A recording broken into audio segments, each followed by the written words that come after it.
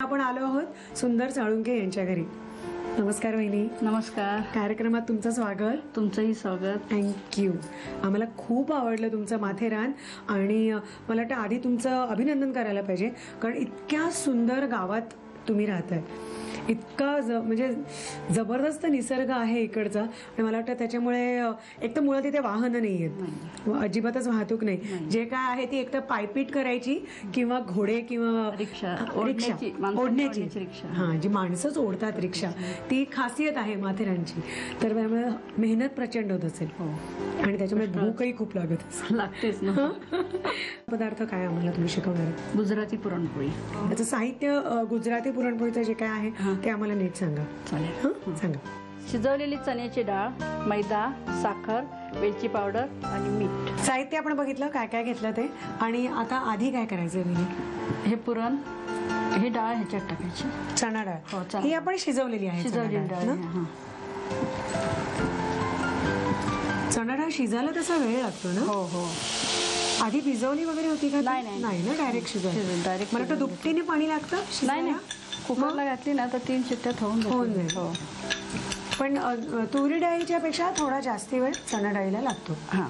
आता काय? साखर टाकायची. साखर. हां. साधारणतः काय प्रमाण असणार आहे चण्याची डाळ आणि साखर? 1 वाटी जर चण्याची डाळ घेतली तर 1 वाटी साखर घ्यायची. समप्रमाण. हां. ओके.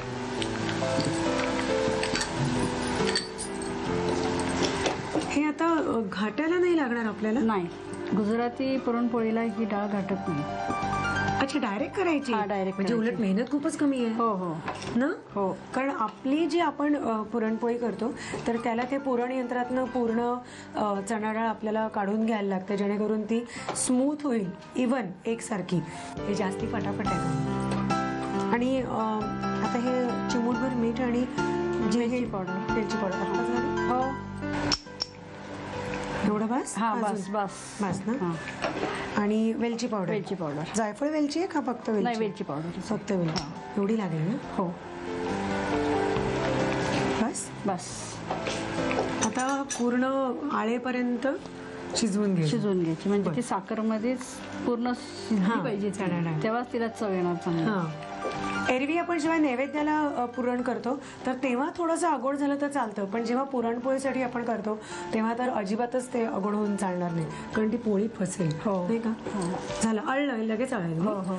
पटकन हे आळलेलं आहे तर थोडंसं निवलं ते की पोळ्या करायच्या. ठीक आहे, पुरण झालं. आता पुढची तयारी.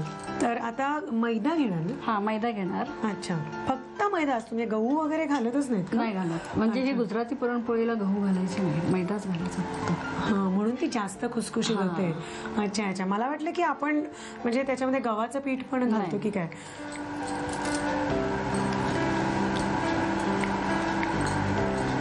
आणि आपण जसं आपल्या पुरणपोळ्यांसाठी भिजवतो तसं हे तेलात बिलात भिजवून देणं ठेवायचं? नाही, थोडंसं तेल, पीठ मळून झाल्यानंतर थोडंसं तेल त्याला असं चोळायचं. म्हणजे मळता हे करता लाटायच्या आधी? लाटायच्या आधी जराच. ठीक आहे. मग आता घट्ट कणिक भिजवायची त्याची आपण जसं? नाही, जास्त घट्ट बी नाही. नाही. ओके, सरसरीत असं? हो. ठीक आहे. मीठ घालायचं. घालू? हो. सांगा मला.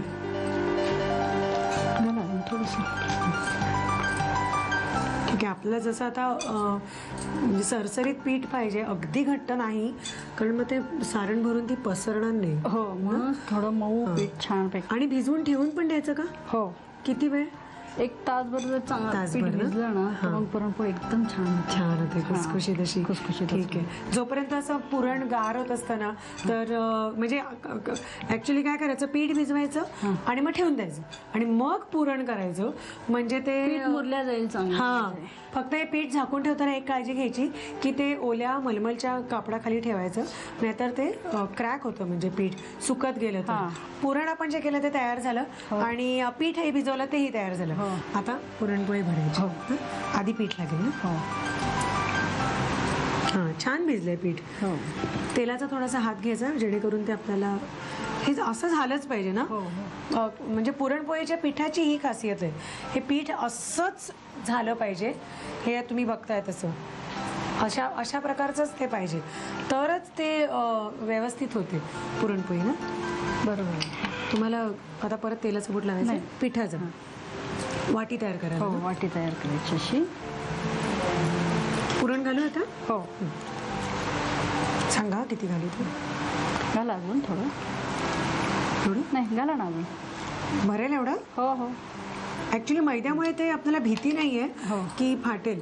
हे पूर्ण चांगलं पीठ येत जाणार आहे, कारण ते तुम्ही बघितल्यात आपण कसं भिजवलं होतं पीठ. पूर्ण भरलं गेलं त्यामुळे ते, आणि मग एक्स्ट्राचं जे पीठ असेल ते काढून टाकेल. नाही काढलं तरी अगदीच असं केलं आलं ना समजा. तरी हा, चालेल. दुमडून. हो ठीक आहे. परत पीठ पण लागेल ना. हो. लाटताना पुरणपोळी अगदी हलक्या हाताने पुरणपोळी लाटावी, म्हणजे ते पुरण बाहेर येणार नाही. मध्ये परत भिरभिरायचं. आणि मला एक सांगा, ही एवढीच पुरणपोळी लाटायची अशी. हां, छोटी. छोटीच.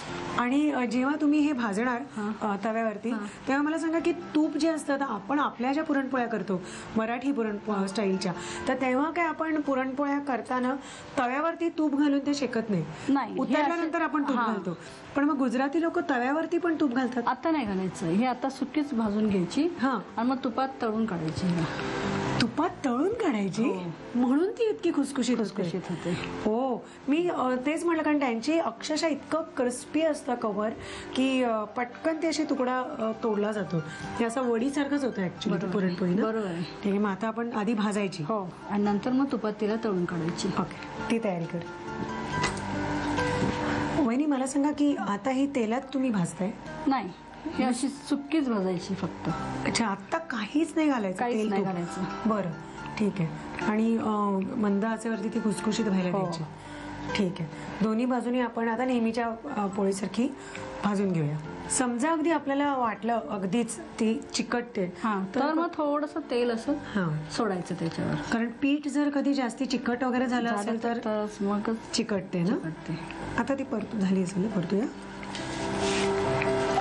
आता खूप भाजायची गरज नाही, कारण ते आपल्याला परत तुपामध्ये तळायची पण आहे, त्यामुळे ती थोडीफार आपण खरपूस करून घेऊया. आपण जी भाजून घेतली पुरणपोळी, तर ती तयार झाली. तर तेलात सोडायची. हो, पूर्ण तळायचं ना हा, त्याला. पूर्ण तळायची. ह्याच्यानंतर परत एक्स्ट्रा तूप घ्यायची काहीही गरज नाहीये. ह्याच्यामध्ये व्यवस्थित खुसखुशीत होणार आहे ती ना. ठीक आहे. आपण ही चांगली खमंग तळून घेऊया पुरणपोळी. आणि आता आपल्याला नेहमी आपल्याच पद्धतीच्या पुरणपोळ्या करायची काही गरज नाही आहे. आपल्याला मस्त गुजराती पद्धतीची पुरणपोळी शिकायला मिळाली. तर ही पुरणपोळी आम्ही कशी काय केली, त्याचं साहित्य आणि कृती लिहिली. गुजराती पुरणपोळी बनवण्यासाठी लागणारं साहित्य: शिजवलेली चणा डाळ, मैदा, साखर, वेलची पावडर आणि मीठ. कृती: प्रथम एका पॅन मध्ये शिजवलेली चणा डाळ, साखर आणि वेलची पूड घालून पुरण शिजवून घ्यावं.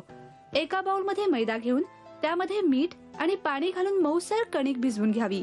या कणकेच्या गोळ्यामध्ये पुरण भरून छोटी गोलसर पोळी लाटून तव्यावर भाजून घ्यावी. तयार पोळी तुपामध्ये खरपूस तळून सर्व्ह करावी.